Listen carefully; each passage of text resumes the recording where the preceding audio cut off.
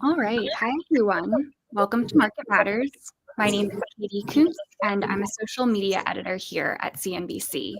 I'm joined by our senior markets correspondent, Bob Pisani, and today we're going to be answering all of your questions about the latest stock market moves. Nice to see you, Bob. Good to see you, Katie. Have a good holiday. Yeah, Happy New Year. Thank you. Yes, it's a little chilly here on the East Coast. It's supposed to get really cold next week. So sort of I wish I was in Southern California or the Bahamas. Yeah, that would be nice. Well, bundle up. It's going to get chilly. I'm also on the East Coast right now, but heading back to sunny California this weekend. Yeah, that's where you want to be right now. Yeah. Well, Bumpy start to the new year, too, by the way, here on the stock market. Exactly. We're going to get all into that. But let's start off, Bob, by kind of wrapping up 2024. So how did stocks do overall in 2024, and who were some of the biggest winners? Well, there were, I like to say there's 4 or 5 sort of big themes for 2024. And the most important was we had a resilient economy. I mean, 3% GDP is pretty good. That's the most important thing. The job market moderated a bit, but is still pretty strong. That's the most important thing. After that, corporate profits were strong. 10% earnings growth never really changed throughout the year. That's an excellent long-term number. 15% is the expectation for 2025. Volatility was relatively low in the stock market for the first half. It got a little bumpy in parts of the second half, but overall, excellent year. Of course, it was dominated by big tech.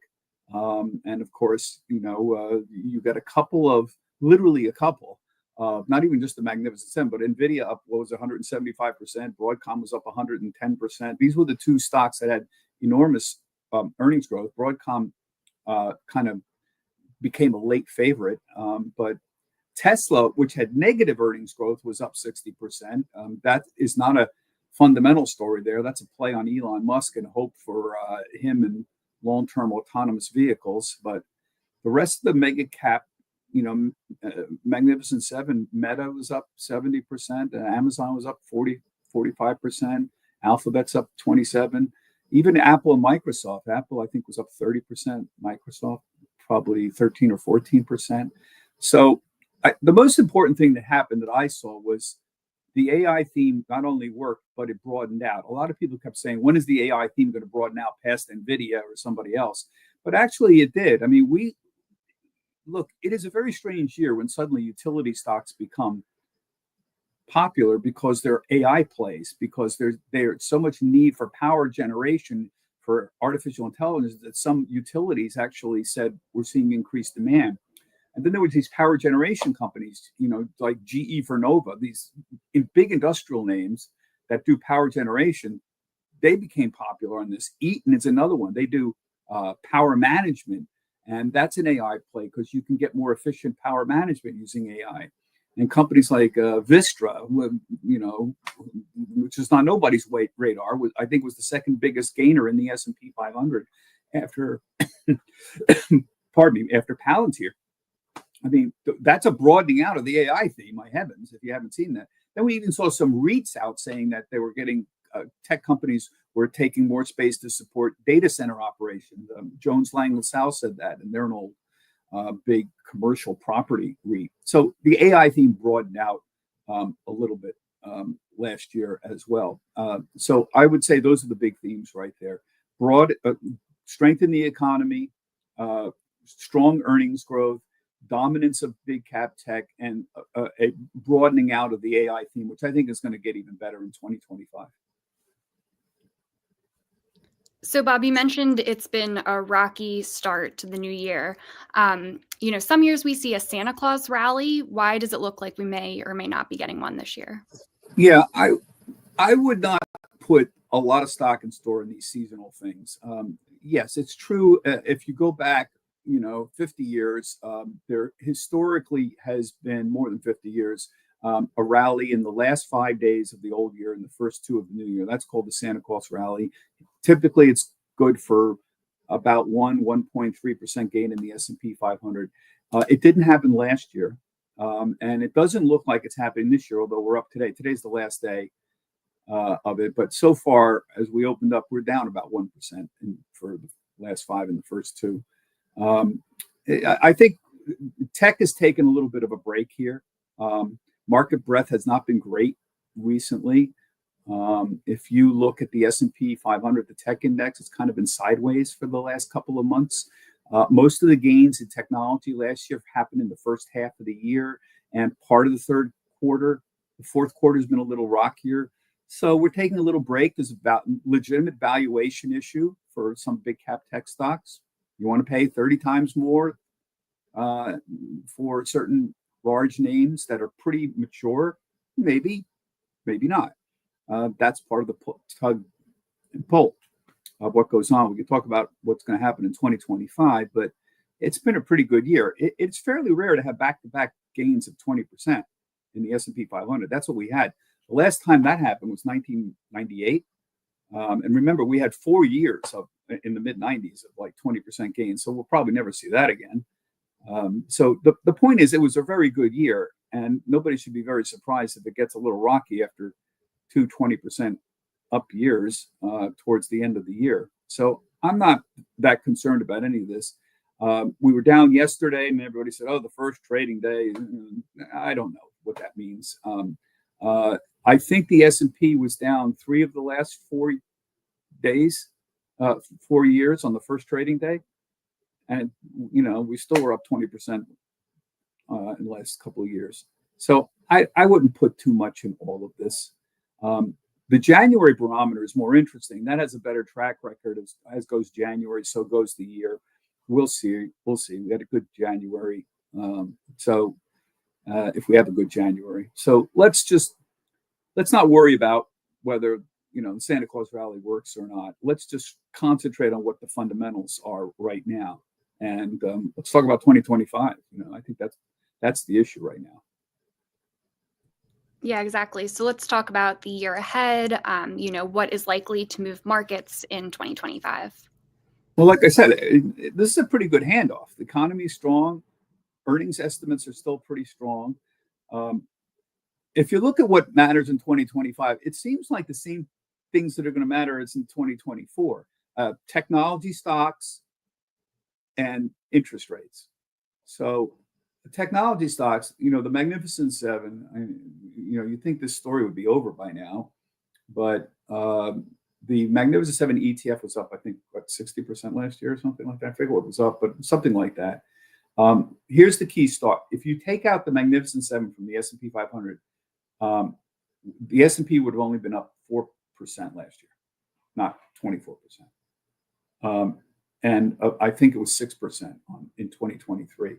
So without those stocks, the index wouldn't be up nearly as much. That's why you own the index, because you can't pick those stocks. You don't know, who the hell knows. So that's why you own an index. You participate in the whole thing. And we see the S&P sideways in the last couple of months, and tech has been sideways for the last couple of months. So overall, pretty good numbers. I think the interesting question is what happens with tech stocks. So if you look, what moves stocks, tech, anything? What moves stocks primarily is the direction of earnings. Are earnings going up or down?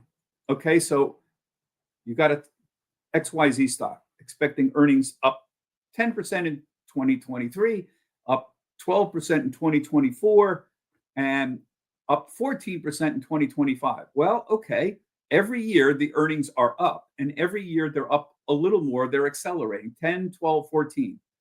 That's not only growth, but it's accelerating growth. It's the rate of change keeps going up. So, okay, that's good. Is it going up more? It's going up 10% a year so you're expecting 10%, then it's going to 12%, and there's a certain percentage increase there, and then the next year. So you get the point. What's the delta, the rate of change of the earnings? They're going up. That's good. But how are they? Is the rate of change changing? Is the earnings going up 10% a year every year, or are they slowing? And what's happened with technology stocks in 2025 is the rate of change is still, earnings are still going up, Technology as a sector is expecting 20% earnings gains. That's good. But it's kind of flattish compared to 2024. So a lot of companies are still expecting healthy gains, but the rate of change is slowing. So instead of a company having 20% earnings growth, it might have 18% earnings growth. You see, 18% is still really good, but it's the rate of growth is not as much. It's decelerating growth. And that's what's happening with a lot of these sectors.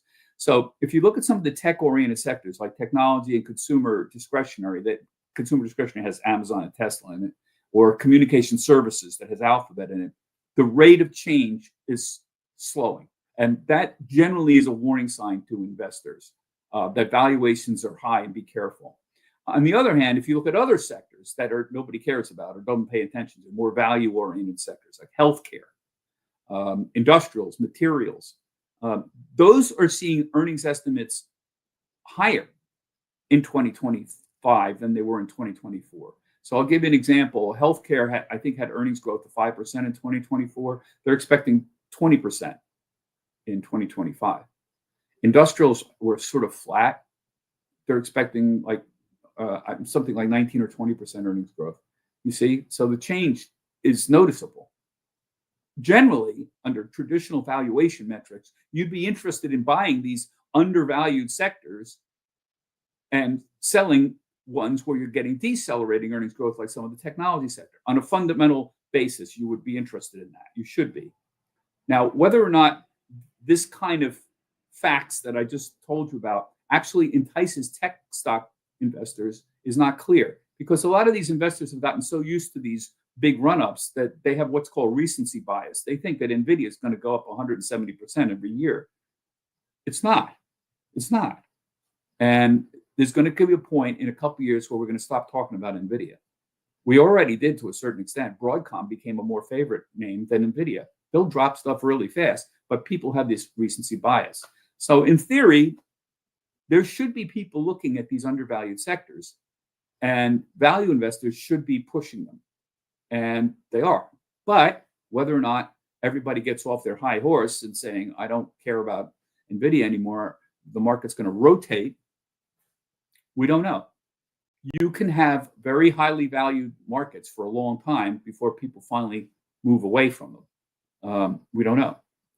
My position is the AI is a real story. It's going to broaden out, and there's going to be big winners, and that's why you own indexes, because you don't know what the next Broadcom is going to be. But I am still very, very optimistic, but I don't try to pick stocks. I own indexes. I own broad parts of the market. So that's what's a really tough game. You trying to pick the next NVIDIA, that's a tough game. All right, Bob. So next up, just kind of your thoughts on the economy heading into 2025. And then we also got a question that came in on the potential impact of tariffs, if you have thoughts on that as well. Again, the strong handoff is the big thing. The great economy that we've got, still strong economy. Tech still leads, but growth is slowing in tech. That's the key thing you ought to understand. And whether or not you think that's worth investing a lot more or taking profits is something you have to decide to. You asked me about tariffs. Tariffs is a risk. So there are a few risks in 2025.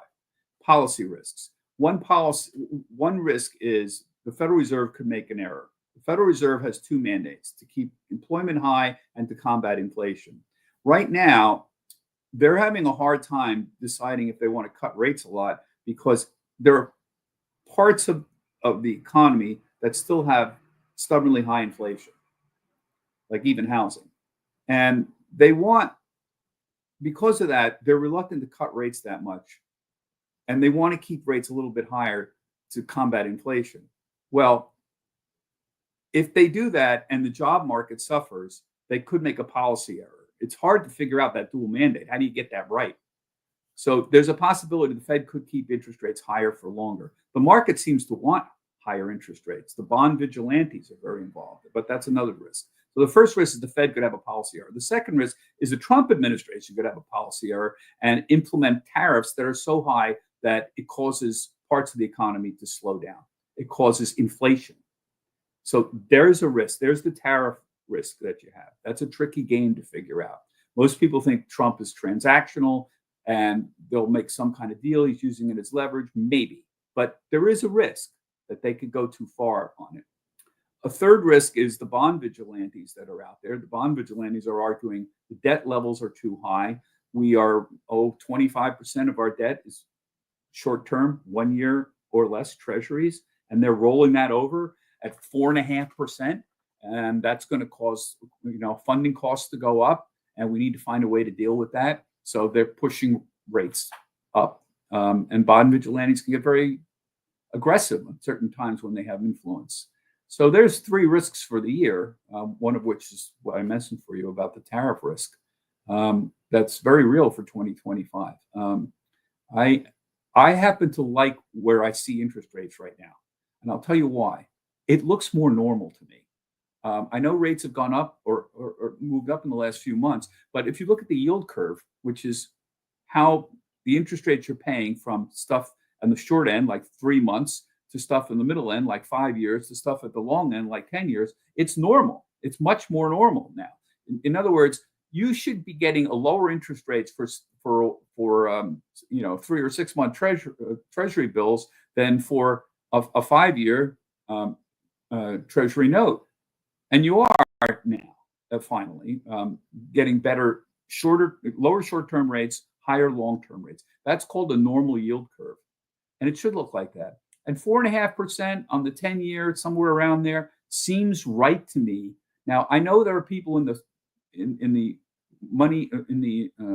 mortgage market that aren't happy about 6 and 7% mortgage rates, but at this level, roughly 6% mortgage rate would be normal for a 4.6% 10-year yield.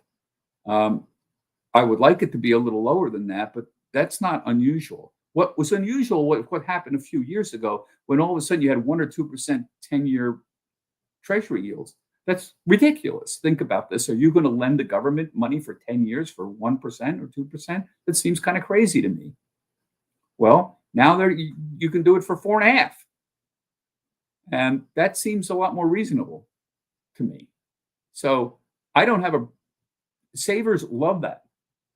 Money market, we got $7 trillion in money market funds. People are loving getting 4.5%, sometimes 5% yield on them because they correctly perceive that it's a real return. You have 2.5% inflation, 3%, you're still getting 4.5%. You're getting a real return of 1.5%. People like that with no risk at all. So I like where interest rates are right now, even though I know it makes certain parts of the market, like housing, a little more difficult. So, Bob, this is our first show of 2025. So to end our Q&A today, do you have any New Year's resolutions for this year? Well, I always try to keep striving to get a little smarter on all of this long term. You tend to reach certain plateaus where you have certain things you really believe in that don't change, which is really nice. It's one of the great things about getting older. There's certain core principles that you evolve that, thankfully don't change. So if you're asking me what I would tell people for a New Year's resolution would be develop long-term core principles. So I'll tell you what mine are, at least in investing. Stay committed to your long-term goals. So understand your risk tolerance. Risk management is the biggest thing. Understand how much you're comfortable with investing. First, have a plan to invest. Don't do nothing. Doing nothing is the only really, really bad option. Our entire generation, I'm 69, by the way, our entire generation screwed up in the 70s. We didn't save anything. We basically went out and had a good time. And that was a mistake. And I can tell you for sure, because what happened is our generation suddenly got into our mid-30s in the 1990s and realized we didn't have much money and had to start saving. And in my case, you had to take a lot of risk because you were way behind. If you start saving when you're 23 years old, there's a big difference between saving at 23 and saving at 38, 15 years later. I can tell you for sure there is. I experienced it. And the best thing that you can do is have some understanding, have a plan to start saving some money and have an understanding of your risk management. Risk management is how comfortable are you with putting money in the stock market versus the bond market versus owning, trying to save money for a house versus buying gold versus buying Bitcoin, and understand your risk tolerance and keep educating yourself. Then stay committed to your long-term goals. If you're committed to putting 10% of your savings away every year, stay committed to doing that. Don't do market timing. I know you think that you know how to get in and out of the market and you know exactly when to sell Tesla, make a lot of money. You don't. The simplest mistake that people make is to be right on market timing. You have to be right going in, and then you have to be right going out. The probability you'll get those two things right, going in and going out at the right time, is shockingly small. And if you look at your actual ability to make money, you'll find that you're not going to outperform the market. So Jack Bogle, who was the guy who most influenced me, the founder of Vanguard, I met him in 1997, used to talk about scratching the itch. He said, I know people like to think they can do market timing. So here's what you do. You take 90% of your money and you put it in long-term index funds. And you take the other 10%. If you got $10,000, you put $9,000 in long-term index funds. You take that other 1,000 at 10% and go ahead and play with it. Go ahead, buy Apple. Go ahead, trade Tesla. Think that you can do it, but watch what the actual market is doing. And if you actually evaluate over a long period of time, and I don't mean over a month, I mean over years, you're going to find you're probably not outperforming the market. So stay committed to long-term goals. Do not do market timing. Have a diversified portfolio. What does that mean? Asset classes are stocks, bonds, real estate, cash like money market funds. And then there's this broad other category of investments. We call them today alts, or alternative investments. Gold. Gold is a more traditional investment, so I would include that in. But things like I collect rock posters. You see these rock posters? All right, they're a little hobby. They're called collectibles. Collectibles are coins, stamps, comic books, posters. Then you have crypto. Is another classic alt that has crept into this business. There's a lot of debate about what, if anything, people should have. Again, that's a question anybody has to figure out their own risk tolerance. But those are asset classes: stocks, bonds, real estate, cash like money markets, gold, and then alternative investments, crypto, collectibles, things like that. Put a list down, figure out where you're comfortable with them. I'm going to tell you, over the long term, stocks generally outperform everything. Not always. There are times when bonds have outperformed things, which is why you should have some bonds in your portfolio. But long term, as a stocks guy, I still have north of 70% of my retirement funds in the stock market, because I believe long term they'll outperform, but not always. But that's my personal preference. Everybody else has to determine their own risk tolerance. That's the bottom line. Well, I think that's really helpful for everyone watching, to start off this new year. Identify your principles and stick to them. So thanks, Bob, for answering all of our questions. Thank you to everyone who sent in their questions, as always. And we'll talk to you again soon. Okay. Thanks, Katie. Thanks, guys. Have a good year.